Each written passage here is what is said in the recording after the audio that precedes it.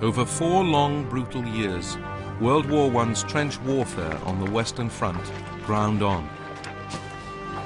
But to the east, a remarkably different war was fought. A war of movement, of dramatic gains and losses, of huge armies on the march, of terrain which required everything from camels to skis. In this war, one great empire, Austria-Hungary, was destroyed. A second, Russia, was captured by revolution, its royal family murdered. The war on the Eastern Front would reshape the map of Europe forever.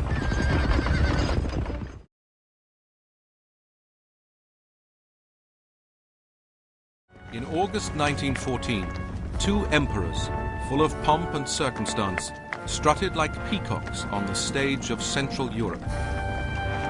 The first was Kaiser Wilhelm of Germany, whose own grand ambitions were matched by the ambitions of his nation's ruling classes.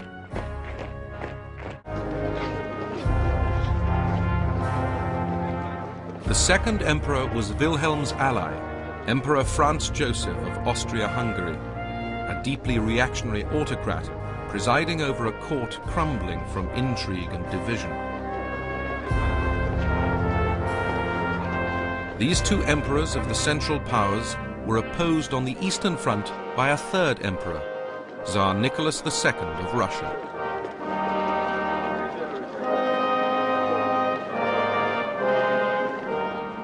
The immediate spark which had set these 3 empires, Germany, Austria-Hungary and Russia, on the road to war was the assassination of Archduke Franz Ferdinand of Austria by alleged Serbian nationalists.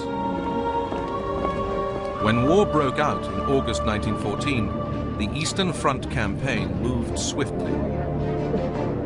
Austrian troops invaded Serbia. Russia, Serbia's ally, invaded both Germany and Austria. The Austrians quickly retreated before the Russians, losing key fortress towns. For the ordinary Austrian soldier, it was demoralizing. The march seemed endless, and we became too tired for anything except swearing. Some cursed the cow that produced the calf, that bore the hide, that formed the leather of which their pecs were made. Others swore that if they had only known what was in store for them, wild horses would not have pulled them away from home. While the Russian army smashed the Austrians, it came badly unstuck against the Germans. In late August, at the Battle of Tannenberg, 50,000 Russians were killed or wounded, 100,000 taken prisoner.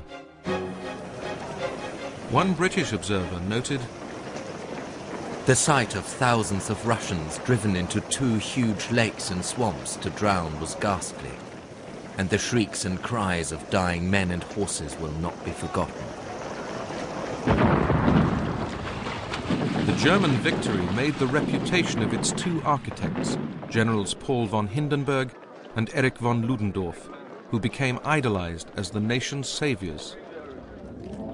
Now, Ludendorff was obviously a very good technician, but the trouble with Ludendorff was that he got affected by megalomania. The early battles on the Eastern Front persuaded Hindenburg and Ludendorff that the Russian army would be easy meat. Ludendorff began to dream of a great German empire to the east. But British observers had noted the strength of the Russian fighting spirit. Individually, the Russian soldier is the finest soldier in the world. He puts up with cold and hunger and suffers hardships without a word of complaint. But in taking on both Germany and Austria, the Tsar was asking much of his soldiers. In late September 1914, the Germans, brimming with confidence that the Russian army would roll over, invaded Poland, which was part of Russia's empire.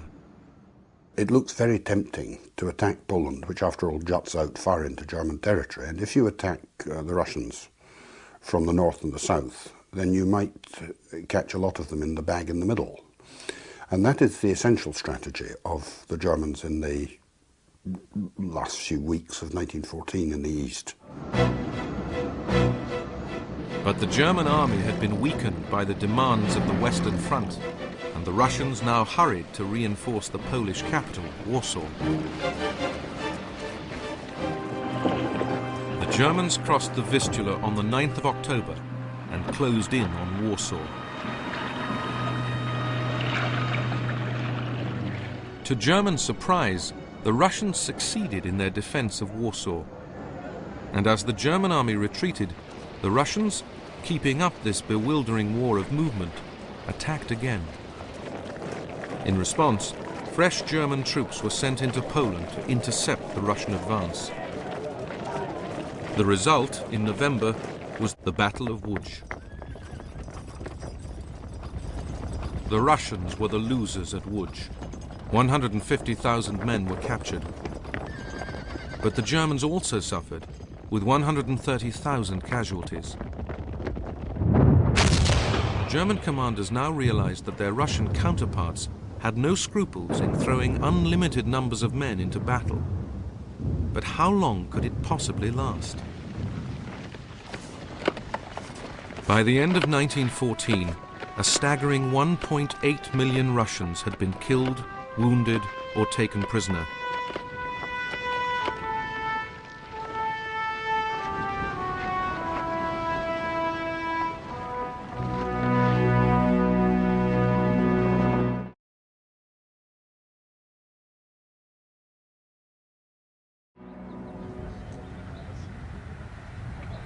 In early 1915, with stalemate on the Western Front, the German High Command decided to go for a quick victory in the east. The Austrian army was to support the German offensive by launching an attack on the Russians in the Carpathian Mountains. It became a terrible grind for the Austrian soldiers as they got bogged down in the cold and the deep snow. The fighting in the Carpathians, thanks to the difficulties of the ground and the severity of the season, demanded the greatest effort and suffering of which our army was ever capable. Those who have not taken part in it can have no idea of what a human being is capable.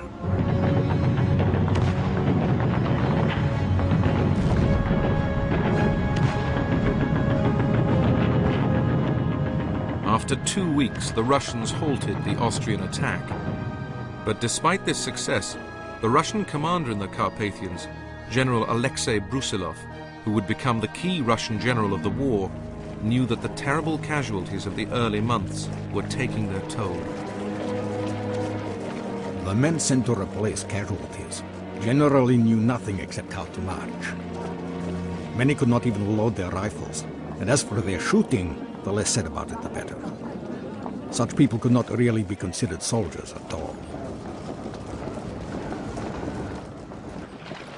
Time after time, I asked my men in the trenches why we were at war. The inevitable senseless answer was that a certain Archduke and his wife had been murdered, and that consequently the Austrians had tried to humiliate the Serbians. Why Germany should want to make war on us because of these Serbians, no one could say. Germany's main ally, Austria-Hungary, was fighting for survival. The Russians had invaded and were now besieging the fortress city of Przemysl. If it fell, so might Hungary herself.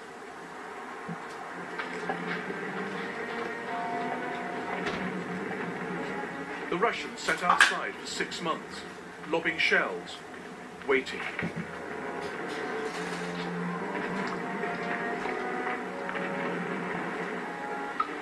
Inside, 300 Austro-Hungarians a day were dying of starvation.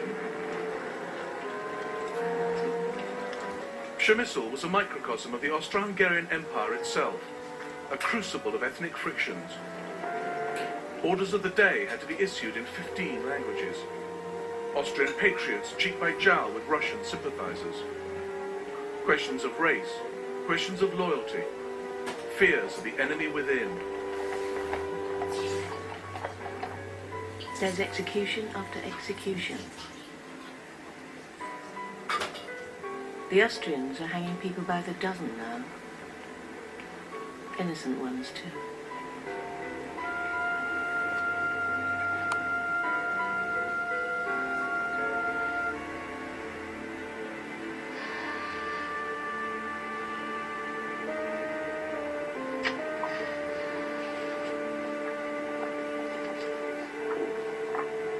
March 1915.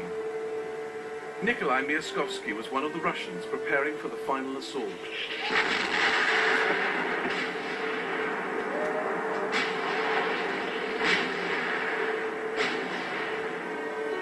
Instead of the total shootout we expected, there were only a few shots of shrapnel, and then we reached the fort quite easily.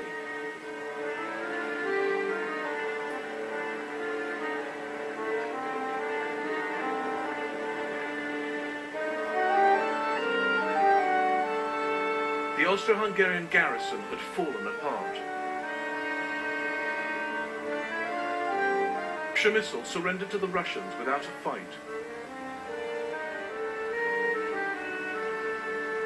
Austro-Hungarian prisoners were paraded through Moscow.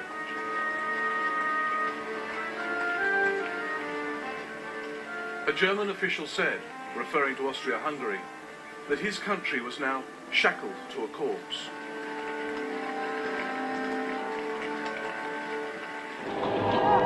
The Battle of Gorlice-Tarnow had begun in early May.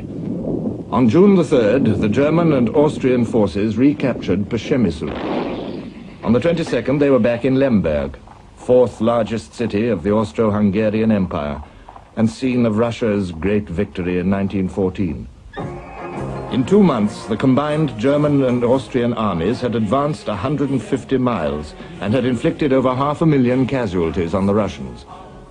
It was a moment of triumph for the Central Powers.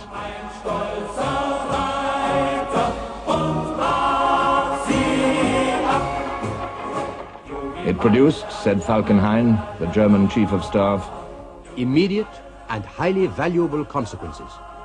But enough had not yet been achieved. It was clear that any breaking off of the operations in the East was out of the question. The question was how to exploit the victory. And the answer was not hard to see. For now, the central Russian armies lay within a huge bulge around Warsaw. Falkenhayn planned to encircle them from south and north. 14 divisions amounting to 250,000 men headed east.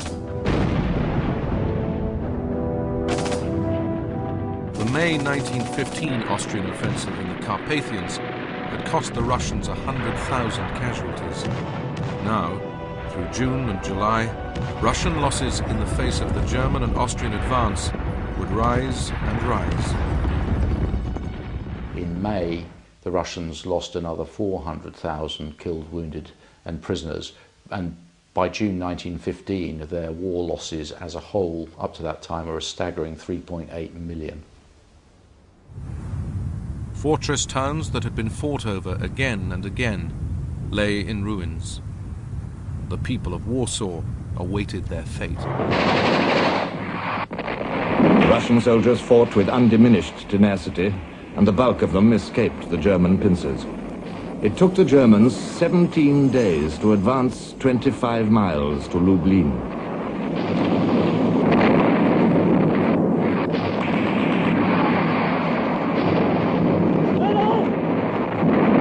But on August the 4th, the first anniversary of the war, they entered Warsaw.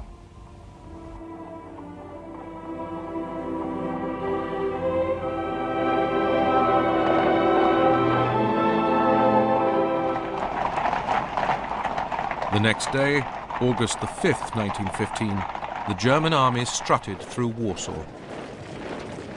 It was exactly 1 year into the war.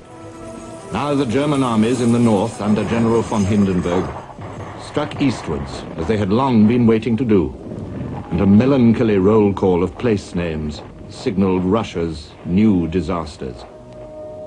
Novogeorgievsk, Bialystok, Kovno, blazing Brest-Litovsk, one by one they fell to the advancing Germans. The Kaiser wrote in a letter, "My victorious sword has crushed the Russians. Woe to them that yet draw the sword against me." The furthest German advance was 300 miles. The Russians lost over 3,000 guns. Their losses in men have been estimated at over 2 million.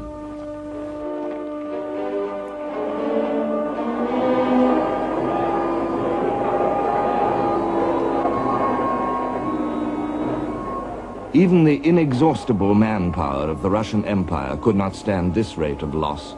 The desperate Russians needed help. By now, they faced yet another threat. In October 1914, Turkey had joined the war, on Germany's side. The elderly Sultan, Enver Pasha, assumed he'd be part of a quick victory. Enver Pasha sent his forces north to invade Russian Armenia.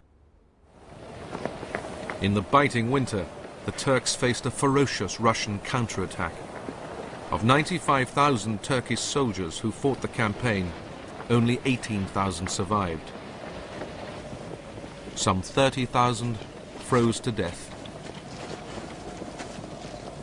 The Turks stagger back, and the angry and tired Turkish soldiers going back through Turkish Armenia then launch what is known as the Armenian Genocide. Now, this was not just a spontaneous reaction to being beaten by the Russians, it was clearly premeditated, but that killed 500,000 Armenians. The initial Turkish invasion had prompted Russia to appeal to her allies, Britain and France, to do something to remove the threat from Turkey. At the same time, Winston Churchill, First Lord of the Admiralty, was planning an Allied expedition to the Dardanelles.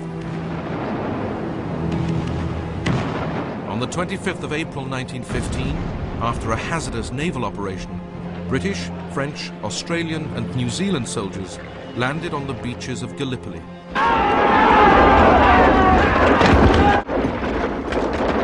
Down the beach!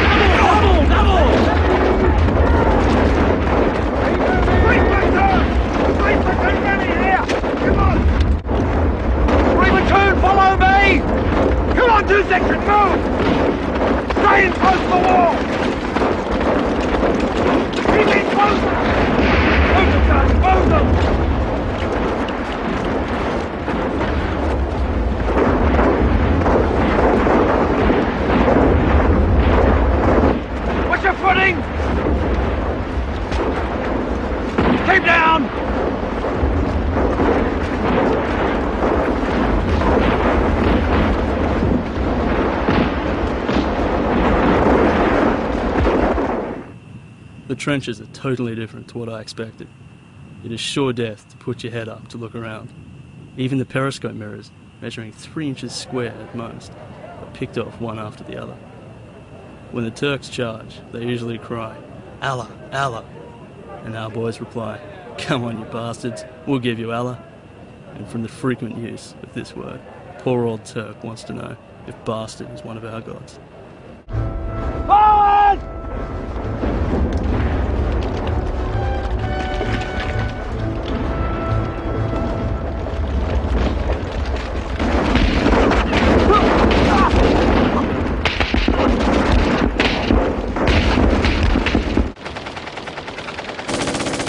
Between the trenches are any amount of dead and decomposing bodies of our own men and Turks lying on the heather.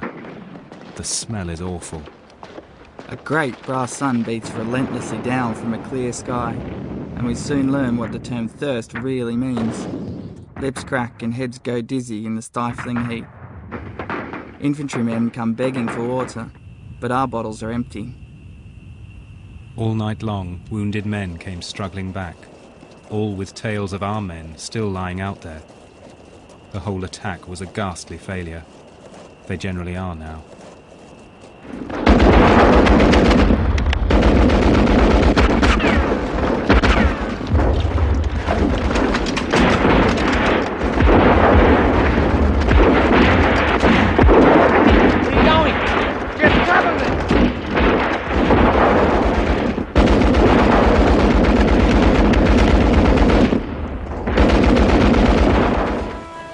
Finally, in January 1916, the Allies withdrew.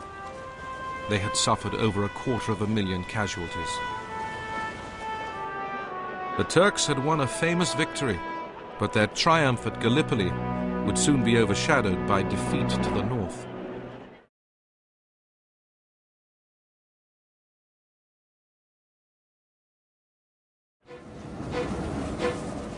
In early 1916, Russian troops headed through the Caucasus Mountains to attack Turkish Armenia.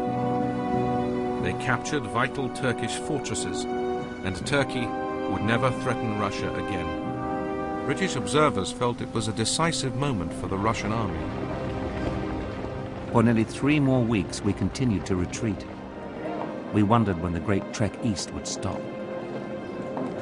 Tsar Nicholas II declared himself supreme commander of Russia's armed forces. The Tsar would soon appoint General Brusilov to be commander of his armies on the Eastern Front. But Brusilov's private verdict on the Tsar was scathing. The Tsar's lack of knowledge and ability, his weakness of character, and his vacillating make him totally unfit to command.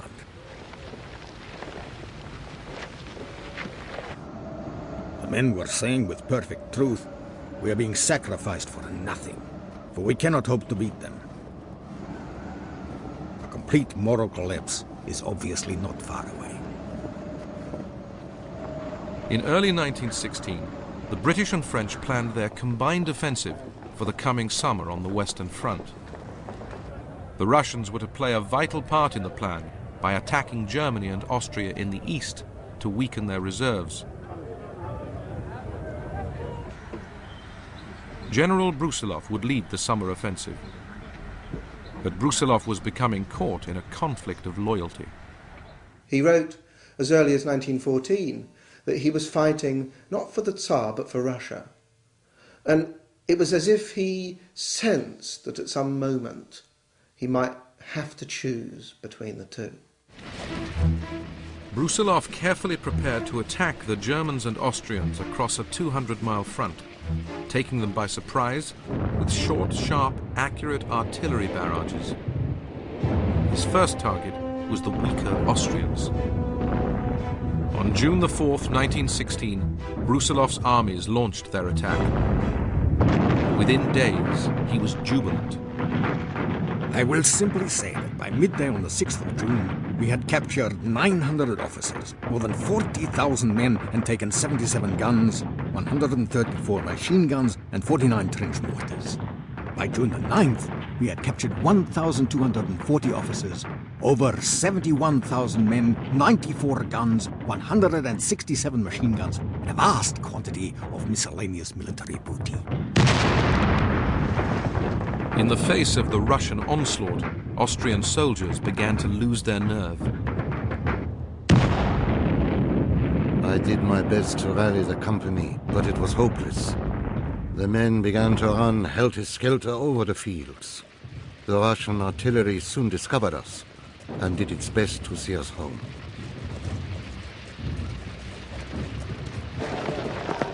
Along the drenched roads and fields came numberless batches of blue Austrian uniformed prisoners, usually escorted by only one brown Russian. Miserable was their word for their condition before their capture. All were sick of the war. Brusilov very nearly finished off the Central Powers. I mean, it looked as if the Austrian Empire was collapsing under those hammer blows. It was very much touch and go whether the Central Powers didn't collapse. At the same time, they've got the Battle of the Somme in the west, and the Italians were attacking in the south. And they survived really only by a whisker. Ludendorff called Brusilov's offensive the crisis in the east. It meant that yet again, the Germans would have to scramble reinforcements in the wake of Austrian defeat. And though the Russians had won a great victory, it had cost them dear. By the winter of 1916, the Germans had gathered the reserves to fight back and regain much of the territory captured in Brusilov's summer offensive. It was a devastating disappointment for ordinary Russian soldiers who'd fought so hard. But British observers continued to be amazed by their endurance. The physique of the men generally was magnificent. They could march and fight too on rations so scanty and coarse that I doubt any other European soldiers would tolerate. While there were medals for the summer's victors, by the end of 1916, hundreds of thousands of Russian soldiers were decaying in German and Austrian prisoner-of-war camps. For those who remained at the front, it was no longer a story of victory, but of retreat. Brusilov himself began to feel deep disillusion, not with his men, but with the powers above. I would merely say that my armies, which in 1916 had accomplished miracles of bravery and wholehearted devotion to Russia and to their duty, saw all their feats of arms brought to nothing by what they considered a lack of intelligence and decision on the part of the Supreme Command. Some politicians began to share Brusilov's views. The High Command disregarded losses in men, and it does not take enough care of the soldiers. The army no longer believes in its leaders. The desperation of the soldiers was spilling over to the civilian population. From all sides came the complaint of a people wearied by the war, disillusioned, lost in what seemed an endless circle of mistakes. Food was growing ever more scarce. The queues outside the bread shops stretched right down the length of the street. It was said in all directions that the merchants and shopkeepers were building up huge profits at the expense of the people. It was whispered that the Empress trafficked with Germans. Even the Emperor was no longer held in the same awe and reverence.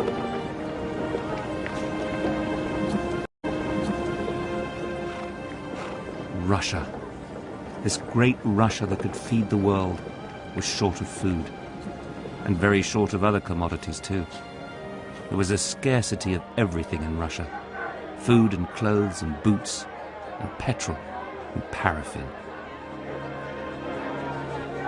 We will soon have a famine. I advise you to buy 10 pounds of bread and hide it. In the suburbs of Petrograd, you can see well-dressed women begging on the streets. It is very cold. People have nothing to burn in their stoves. Oh, to hell with it all. How hard has it become to live? Discontent was brewing all over Russia. Strikes became commonplace. People from all sections of society questioned the need for war. By autumn 1916, the bored and restless sailors of the Russian Navy had mutinied twice, in the Baltic and Black Sea fleets. The Tsar and his family were isolated. In every rank of society, it was freely said that the nation and the army were sold by the Empress's minions, and that she aimed at obtaining a regency to replace an emperor whose weaknesses, garrulousness and drunkenness had become a byword. Gossip was rife.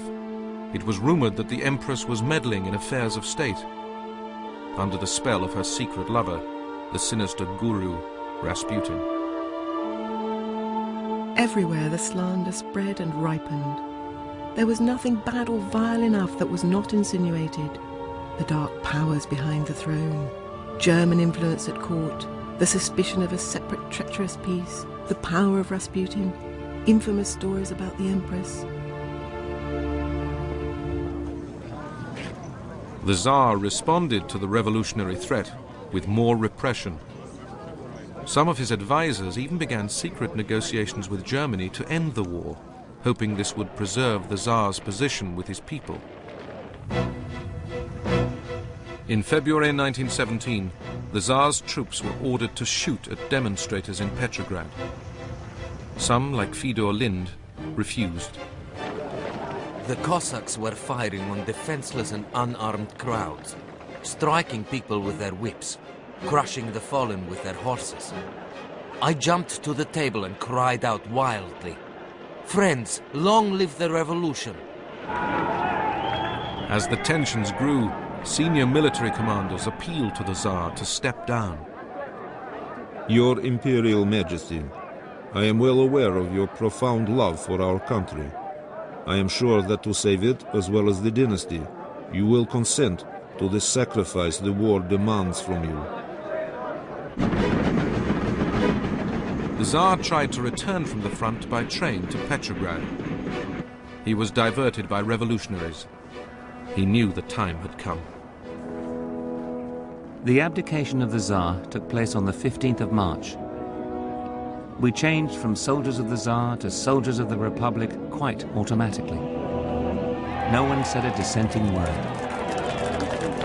And the soldiers, they accepted the change, just as they would have obeyed an order to stand to attention. A provisional government took over. Soldiers and civilians celebrated. There sounded a short booming peal of the cathedral bell, then another, and a third. The pealing grew faster, and soon the bells of all the outlying churches began to ring. The streets filled with people. The doors of many houses stood open. Strangers, weeping, openly embraced each other. Alexander Kerensky, who would later and briefly become Prime Minister, was appointed Minister of War. He made General Brusilov Commander-in-Chief of the Russian army. Together, they hoped to restore national confidence with a new military offensive against their weaker enemy, the Austrians.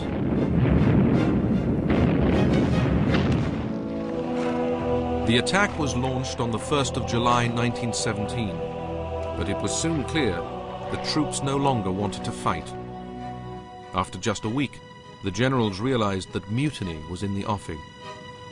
When I asked them what they wanted now, they said they did not want to fight anymore, and pleaded to be allowed to go home in order to share out the land their fellow villagers had taken from the landowners and live in freedom. And when I asked them, what will happen to Mother Russia, they replied it was not their job to think about what would become of the state. After 3 years of fighting and suffering, the Russian soldier had finally had enough. It was a war where the advantage had constantly shifted, but in the end it was political, not military collapse, which was deciding it.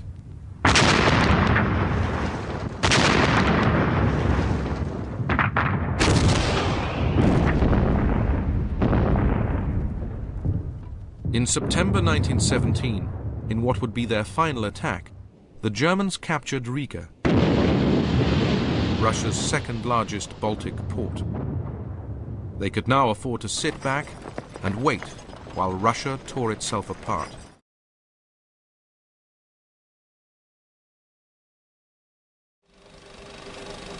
Vladimir Ilyich Ulyanov, better known as Lenin, was waiting for his moment to pounce. One wrong move on our part could wreck everything. Events should not be anticipated. Time is on our side.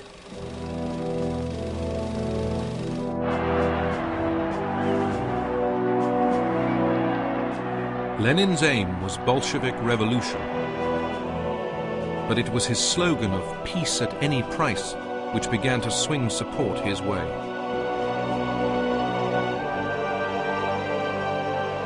By late 1917, a second provisional government was trying to bring order to Russia. But as Lenin incited his revolution, onlookers could see the country was hurtling into chaos. This is no longer a capital. It is a cesspit. No one works. The streets are filthy. There are piles of stinking rubbish in the courtyards. It hurts me to say how bad things have become. There is a growing idleness and cowardice in the people, all those base criminal instincts which I have fought all my life, and which it seems are now destroying Russia. Foreign revolutionaries like the American John Reed could see the day coming.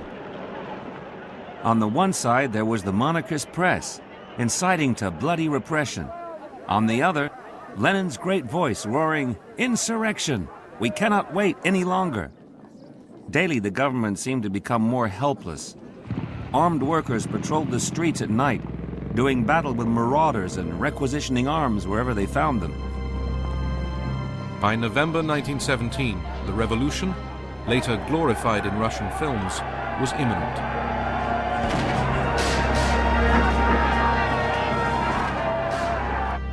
The provisional government ordered the battleship Aurora to leave Petrograd harbor. It feared revolutionary sailors would turn the ship's guns on the seat of government. An armored automobile went slowly up and down, sirens screaming. On every corner and every open space, thick groups were clustered. The tides of people flowed endlessly. On the 7th of November, prompted by the Aurora's guns, the revolutionaries stormed the Winter Palace.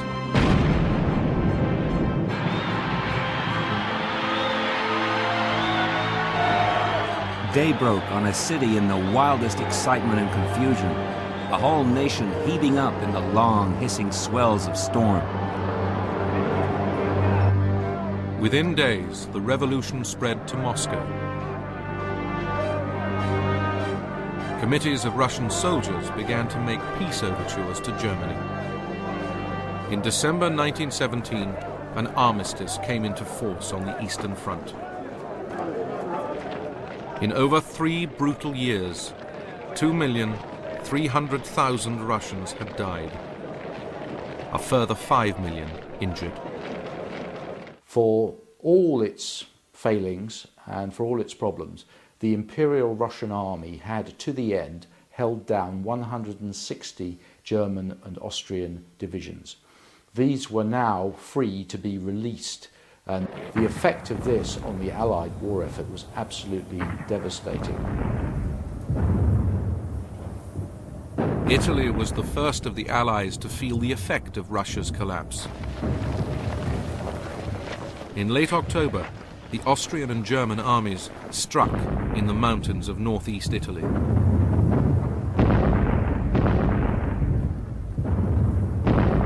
Rumours and denials of rumours came in from the north. On the 27th, the rumours became hard. The German advance to the north was said to be considerable and rapid. The Italian attempt to capture Austrian territory had turned sour. 275,000 Italian soldiers had been captured by the Germans and Austrians. Many who remained to fight couldn't see the point. Our men marched doggedly on, some beaten and puzzled, others tired but cheerful, others with expressionless, uncomprehending faces. But in the faces of a few I read a consciousness of the tremendous tragedy of which we formed a tiny part. The Italians finally stopped the German advance 15 miles short of Venice. British and French troops had to be sent in to support. By the end of 1917, the outlook for the Allies was bleak everywhere. The German commander, General Ludendorff, was by contrast more confident than ever before. Owing to the breakdown of Russia, the military situation was more favorable to us at New Year 1918 than one could ever have expected. Numerically, we had never been so strong in comparison with our enemies.